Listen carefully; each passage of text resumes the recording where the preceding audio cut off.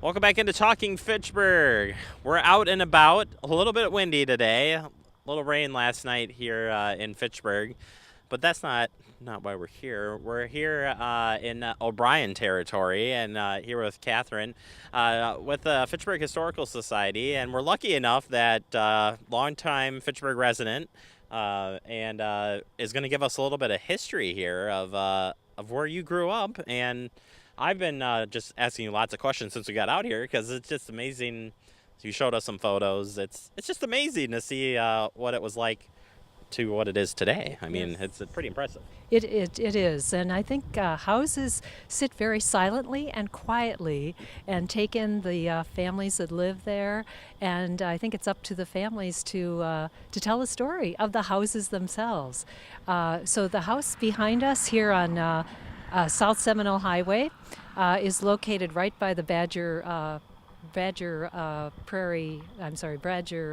Trail. State Here. Trail, thank Yep, you. And so it's a prominent feature for many people, and driving by on Seminole Highway can see the house here. So the house behind us was built in 1900, and the house prior to that burned down. And my understanding is the Gillette family, who lived here prior to the O'Brien family, when that house was burning, one of the children, Sherm Gillette, was out playing his fiddle as the house went up in flames. So that's a very old oral story that we've heard through the years.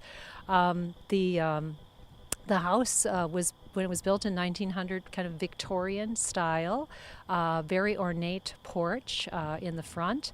The large room in the front, lots of windows in the front. You can see from the house upstairs and downstairs, brought in a lot of light. But the front room was always called the parlor. And when it was originally built, there were large wooden doors there that were later taken off, but very, very much built in that style. The basement had, which was called the cellar, by the way, the cellar had a large furnace and was coal fed, so there was a room for the coal bin down there too. So the house was very, very useful for the time. The entrance was always done through the kitchen. People just knew, the community knew, you go in through the kitchen. And that's because the farmhouses you would park your horses, drive your horses in and park in the back, or automobiles later, so that the kitchen was the entryway into the house. And then the farmer, when he came in from working in the fields or being out in the barn, you clean up first and then you come in through the kitchen. So you keep those front rooms, like the parlor, as clean as nice as possible for company coming and for family gatherings. So the house, very useful. The Gillette family lived here from the 1880s through about the 1930s. They had some, as many people did during the Depression, some financial difficulties when Rufus Gillette was the person who was the farmer at that time in the 1930s. When his mother passed away, the farm went into an estate, and he was unfortunately not able to purchase the farm from the estate. So he and his wife and family had to leave the home in the 1930s. My grandmother, who lived right across the road, she actually was able to purchase the farm. She had an inheritance from her father, I think is what I heard, and so she was able to purchase the farm in the 30s and was added on to the O'Brien farm, which was on the other side of the road. I think it was about 90 acres that they purchased over here on this side. Interestingly enough, the house was abandoned for a while, except it was used as a granary. They stored grain in here, late 30s and early 40s, and also sheep were in the front yard here to keep down the grass. And then in 1944, my parents were ready to be married, and so the house became theirs. They remodeled and took off the ornate porch and put in a concrete basement and iron railings, and they redid the kitchen. The walls were quite dark, kind of a drab green color. They painted lighter colors. My mom loved light and all the windows in the house and wanted lighter paint.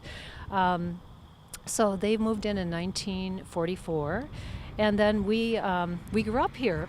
It was a wonderful, spacious yard and rooms in the house, and so we really enjoyed all of that. We had because of I remember being up in my bedroom on the north side, though it was always cold, no insulation in the house, always cold in my bedroom. So we converted to gas in probably about the mid 50s or so. So the coal was no longer, didn't need the coal anymore. 1965 brought a rather an exciting event.